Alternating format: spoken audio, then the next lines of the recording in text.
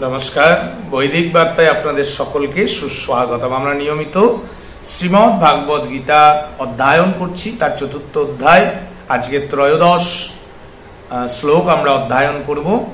আমরা পূর্ব শ্লোকে ভগবানের দিব্য জন্ম, কর্মের তত্ত্ব, ফল জানবার বা ফল জানার, ভগবান প্রাপ্তির কথা আমরা জেনেছি। তার আগে ভগবান জন্মের দিব্যতার বিষয়ও ভালোভাবে বোঝানো হয়েছে, কিন্তু ভগবান কর্মের দিব্যতার বিষয় স্পষ্ট হয়নি। ভগবান কর্ম কিভাবে করা উচিত বা কিভাবে কর্মের বিভাগ, সেইভাবে স্পষ্টতা ভগবান দেননি। তাই ভগবান পরবর্তী দুটি শ্লোকে জগৎ সৃষ্টি কর্মের কর্তৃত্ব, বৈষম্য ও স্পৃহার অভাব দেখে নিজ নিজ কর্মের দিব্যতার কথা তিনি বুঝিয়েছেন। ১৩তম শ্লোক, চতুর্থ অধ্যায়, ভগবান কি করছেন, কি বলছেন আমরা অধ্যয়ন করব।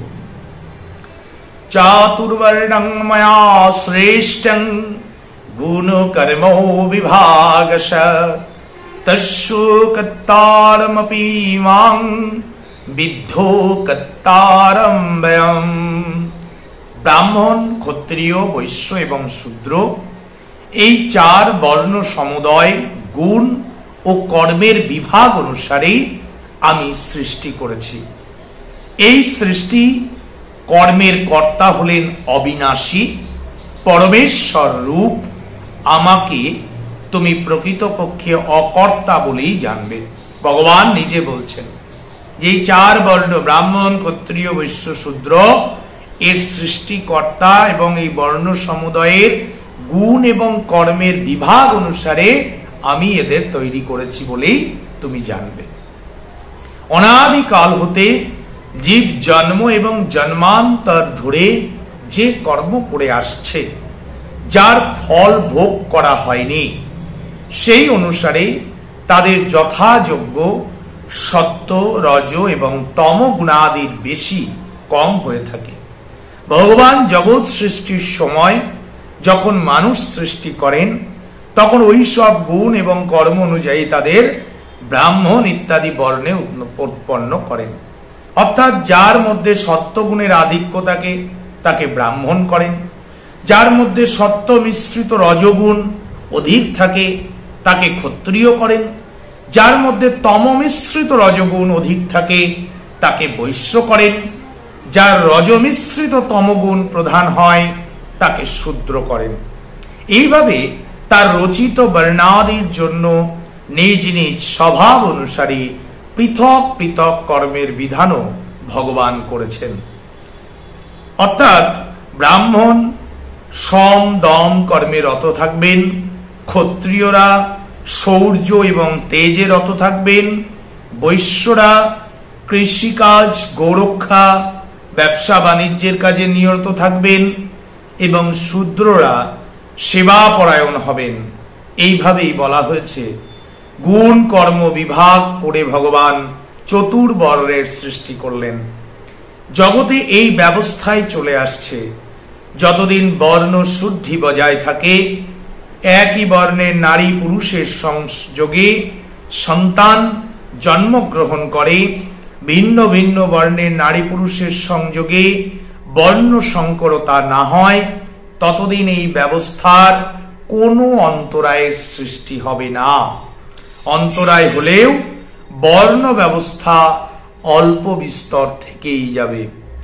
এখানে কর্ম এবং উপাসনার প্রকরণ, এতে শুধু মানুষেরই অধিকার, তাই এখানে মানুষকে উপলক্ষ করে বলা হয়েছে। সুতরাং বুঝতে হবে যে দেবতা, পিতৃগণ ও তির্যক ইত্যাদি প্রাণের সৃষ্টিও ভগবান জীবের গুণ ও কর্ম অনুসারেই করেন। তাই এই জগৎ সৃষ্টি কর্মে ভগবানের বিন্দুমাত্র বৈষম্য নেই। এই ভাব দেখবার জন্য এখানে বলা হয়েছে যে আমি গুণ এবং কর্ম অনুসারে চার বর্ণের রচনা এবং বিভাগ করেছি। ব্রাহ্মণ, ক্ষত্রিয়, বৈশ্য এবং শূদ্র, এটা গুণ এবং কর্ম পদ্ধতির দ্বারা, জাতিগত বর্ণগত বিশ্লেষণ নয়।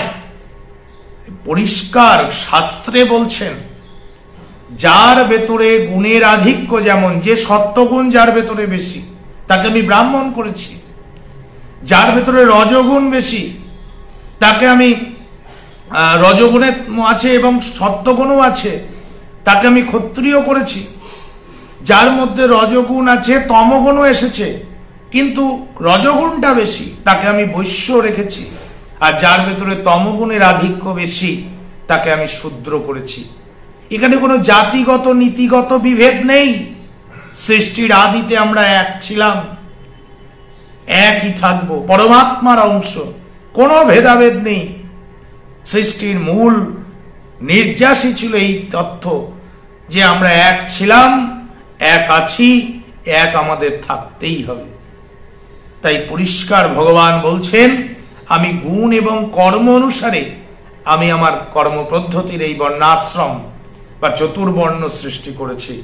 এখানে কোনো জাতপাতের ভেদাভেদ করে নয়। যার ভেতরে যার কোয়ালিটি, যার পোটেনশিয়ালিটি যত বেশি, তাকে সেই রকম ভাবে রিপ্লেস করা হয়েছে। ঠিক যেমন এডুকেশন সিস্টেম অনুসারে, শিক্ষার মাত্রা অনুসারে কেউ আইএস, কেউ আইপিএস, কেউ টিচার, কেউ অধ্যাপক তৈরি হচ্ছেন। ঠিক সেই রকম যার গুণের মাত্রা যেমন, তাকে সেই বর্ণে আমি অবস্থান করিয়েছি। এখানে জাতিগত কোনো বিভেদ নেই। এটিই ছিল ত্রয়োদশ শ্লোকের মূল নির্যাস। সকলকে অনেক ধন্যবাদ। সকলে ভালো থাকুন, সুস্থ থাকুন। হরে কৃষ্ণ। ওম তৎসৎ। ধন্যবাদ।